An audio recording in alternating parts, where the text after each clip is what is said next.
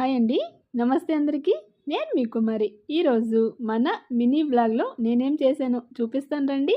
ఇక్కడైతే ఈరోజు నేను మన వాకిట్లో వేసినటువంటి ముగ్గు చూసేశారు కదండీ. ఇప్పుడైతే మనం కిచెన్‌లోకి వచ్చేసాం. కిచెన్ మొత్తం ఒకసారి శుభ్రంగా కడిగి పెట్టేసుకున్నాను. నైటే కడిగేసుకుంటానండి. ఇప్పుడు అలా బట్టతో తుడిచి ఇంకా నా పనులనేది స్టార్ట్ చేస్తున్నా. చాలామంది స్టవ్ కొత్తదా అని అడుగుతున్నారు. లేదండి, దగ్గర నేను ఈ స్టవ్ తీసుకొని 16 ఇయర్స్ పైనే అవుతుంది. ఇంకా ఇక్కడైతే హాట్ వాటర్ కూడా పెట్టేశాను. టీ కూడా పెట్టేసుకుంటే ఇంకా చిన్న పనులు ఉంటాయి కదా, అవి చేసేసుకోవచ్చండి. పాలు పెట్టేసి టీ మరిగేలోపు నేను పిల్లలకు వాటర్ బాటిల్స్కి అయితే నీళ్లు పట్టి పెడుతూ ఉంటాను. ఈ లోపల నాకు టీ కూడా రెడీ అయింది. ఇప్పుడైతే నేను టీ తాగేసిన తర్వాత నా పనులు అనేటివి మళ్ళీ స్టార్ట్ చేస్తాను. ఇక్కడైతే నేను రాగి గంజి చేస్తున్నానండి. అందరం కలిసి రోజు ఒక గ్లాస్ అయితే రాగి గంజి తాగుతాము. ఇందులో మజ్జిగ కానీ పెరుగు కానీ కలిపేసుకుంటే బాగుంటుంది.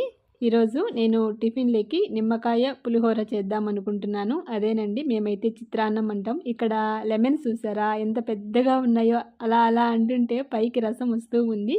చిన్నప్పుడు మేము ఇలా అనేసి కళ్ళల్లో వేసుకునే వాళ్ళం. అది నాకు గుర్తొచ్చిందనమాట. ఇక్కడైతే లెమన్ రైస్ చేసేసాను. ఇక్కడైతే కొన్ని కూరగాయలు తీసుకొని వచ్చారండి మా వారు. ఇవి సర్దుతూ ఉన్నాను. క్యారెట్స్, అలాగే కుకుంబర్, ఇక్కడైతే సౌతేకాయి అంటారు. ఈ ఎండకు చాలా మంచిది, పిల్లలకి ఇస్తే మనం కూడా తినొచ్చు. నేనైతే అలాగే స్కిన్తో పాటు తింటాను, నాకు అలాగే నచ్చుతుంది. పిల్లలు అలా తినరు కదా, తీసిచ్చాను. కట్ చేసి ఇలా ఉప్పు కారం వేస్తే చాలా బాగుంటుంది. ఇవి ముఖ్యంగా మా బాబుకు చాలా ఇష్టం అండి. మన ఊర్లో వీటిని కీర దోసకాయలు అంటారు అనుకుంటున్నాను. పిల్లలకైతే ఇచ్చేసాను. పిల్లలైతే కాలేజ్కి అయితే వెళ్ళిపోయారండి. ఇక్కడ చూస్తున్నారు కదా, నాకెంతో ఫేవరెట్. నాకు తినాలనిపించినప్పుడు మాత్రం చేసుకొని తింటానండి. ఇది మా రాయలసీమలో చాలా ఫేమస్ అనమాట.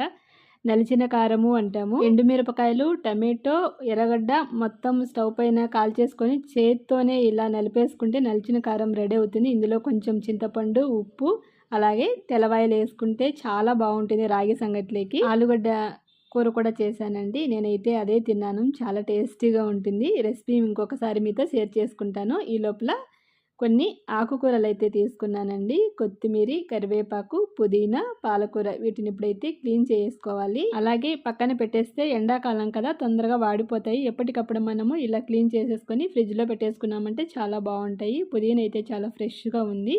అలాగే పాలకూర కూడా తీసుకున్నాను, ఒక కట్ట. మొత్తం అయితే క్లీన్ చేయడం. పుదీనా క్లీన్ చేసుకున్న తర్వాత మనకు కాడలు ఉంటాయి కదా, ఒక పాత బకెట్ ఉంటే నా దగ్గర అందులో మట్టి వేస్తున్నానండి. ఇవి చక్కగా వస్తాయి అన్నమాట ఆకులు. రేపటి వీడియోలో షేర్ చేసుకుంటాను. ఈ వీడియో నచ్చింది అనుకున్నాను. Thank you.